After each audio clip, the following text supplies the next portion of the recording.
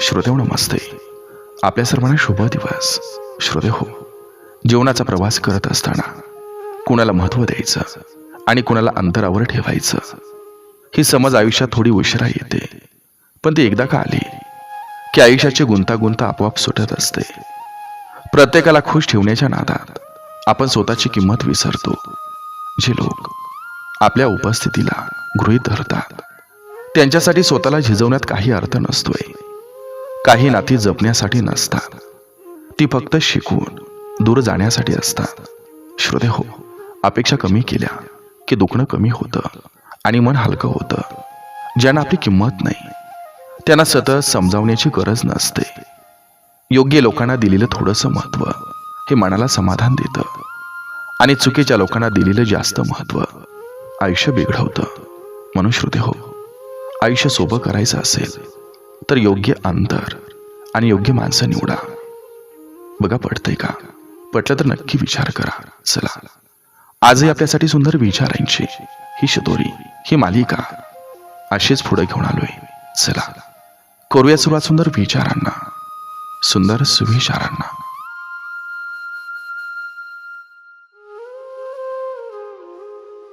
देवाची भक्ती तेव्हाच कामी येते जेव्हा आपले कर्म चांगले असतात. एकीकडं हात जोडून दुसरीकडं आग लावणाऱ्यांना देव कधी पावत नसतो.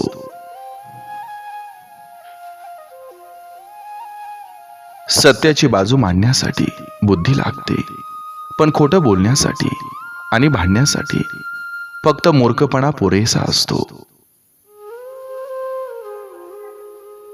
काही जण घरातल्यांशी कठोर वागतात आणि बाहेरच्यांशी गोड. अशा ढोंगी मेणबत्त्या घरात जळतात आणि परक्यांना उजेड देतात.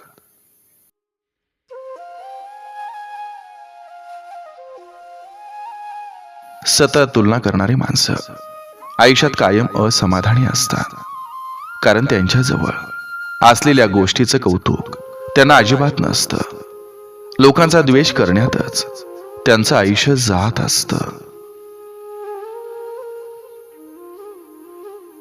जळणारे आणि छळणारे यांचं कधी भलं होत नाही, कारण ते स्वतःचा वेळ लोकांचा शाप मिळवण्यात खर्च करत असतात.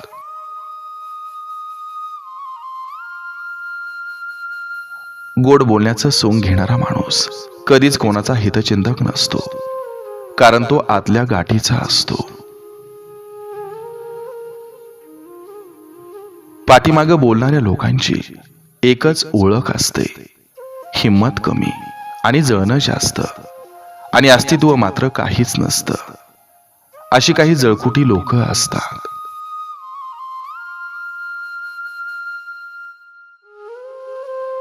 ज्याला भीक मागायची सवय असते त्याला नशिबानं सोन्याचं ताट जरी भेटलं तरी तो त्या ताटाचा वापर भीक मागण्यासाठीच करतो.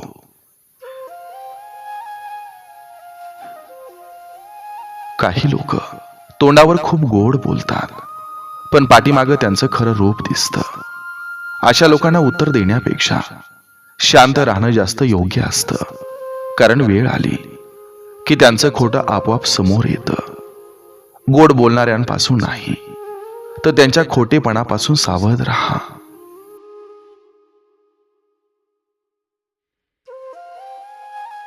लढावं कुणासाठी हा मोठा प्रश्न आहे. आपल्या टोळीत गद्दार, फितूर आणि आपलेच पाय खेचणारी माणसं असली की लढाई हरावी आणि अशा लोकांना शत्रूच्या स्वाधीन करावं.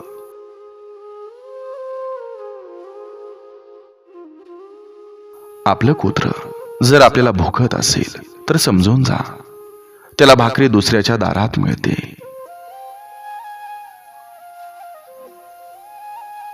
आयुष्यात एका गोष्टीशी नेहमी प्रामाणिक राहा. बापापेक्षा जास्त महत्त्व बाहेरच्या कुठल्याही व्यक्तीला कधीच देऊ नका.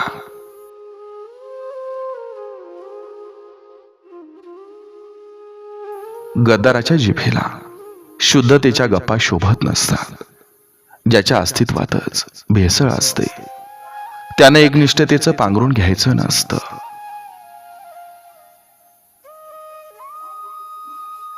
दुसऱ्याच्या घरात जाऊन पंचायती तेच करतात ज्यांची त्यांच्या स्वतःच्या घरात जरा सुद्धा इज्जत नसते.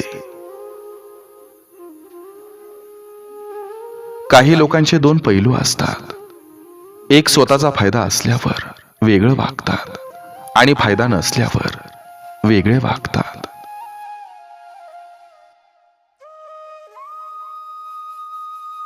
कोल्हा नेहमी संधीची वाट पाहत असतो. जेव्हा त्याला स्वतःचा फायदा दिसतो तेव्हाच तो जवळ येतो. स्वार्थी लोकही अगदी तसेच असतात.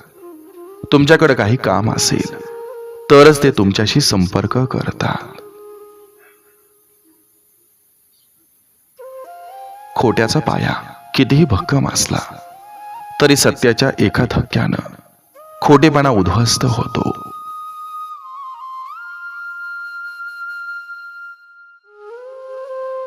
तुम्ही दुसऱ्याला कितीही टोपी घाला, तुम्हाला वाटतं कोणाला कळणार नाही, पण तुमच्या कर्माचा OTP थेट देवाच्या मोबाईलवर जात असतो, हे लक्षात ठेवा.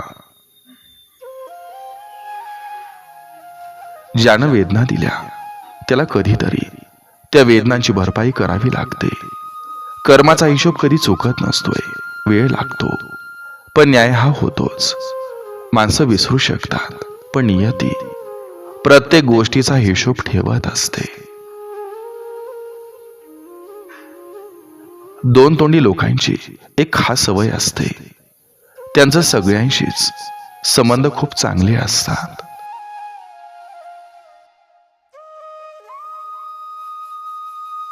जंगलातली 4 कुत्री एकत्र आली म्हणून जंगलाच्या राजाची शिकार कोणी करू शकत नसतं.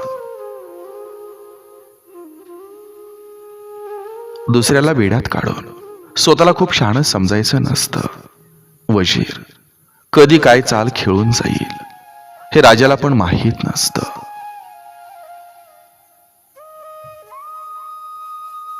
काही लोक बगळ्याच्या जातीचे असतात. वरून स्वच्छ पण मनानं काळे. त्या बगळ्यापेक्षा कावळा बरा, जो वरूनही काळा आणि आतूनही काळाच असतो. लक्षात ठेवा, दुसऱ्याचं नुकसान करून कधीच आपलं चांगलं होत नसतं. सगळा कर्माचा खेळ असतो.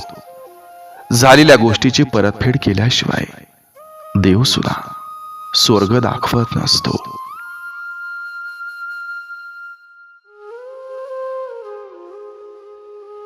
काही लोक आयुष्यभर सज्जनतेचा मुखवटा घालून जगाला फसवून जगत असतात. त्यांना वाटत असतं की आपलं अस्सल रूप कोणी ओळखणार नाही, पण 12 गावचं पाणी पिलेली लोक एका नजरेत त्यांची अवकात ओळखतात.